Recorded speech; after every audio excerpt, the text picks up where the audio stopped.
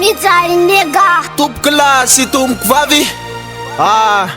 tonga eto ny tenako ary ilaza aminareo fa izaho nomendrika ho filoham-pirenena hitondra ny Madagasikara, hitondra fiovana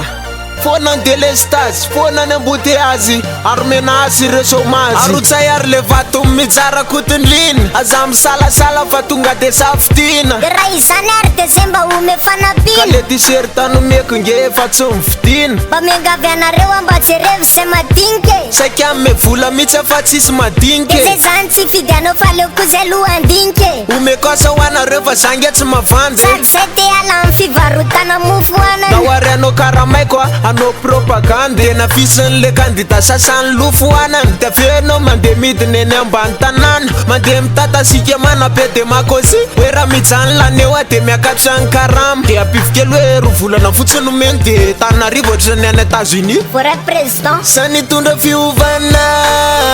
ho amin'ny Madagasikara ampandrosony tanàna anavoasana tsara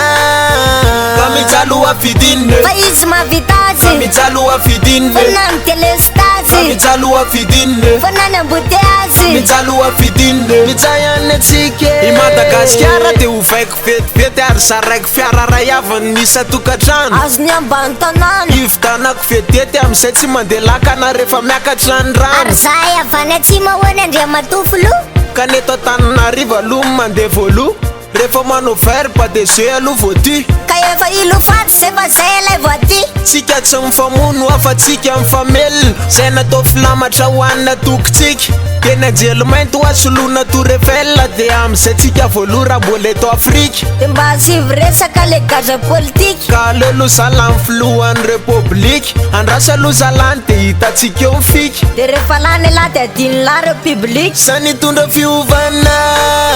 ho amin'ny Madagasikara ampandrosony tanàna anavoasana tsara ka mijaly afidinne fa izy mavita azy mijaly afidinne fona ny délestage mijaly afidinne fona ny embouté azy mijaly afidinne mijayany atsika ary tomboky lasy tomboky vavy iresaka atsika amin'ny Antsoataribe mivatana ny filohantsika mijara kotondrina Ny vahoaka malagasy tsy vakifolo za miresaka aminareo zao aty États-Unis ho fidiniko anaty teny fo izy manontolo tsika faroa manan-karena raha sany hitondra fiovana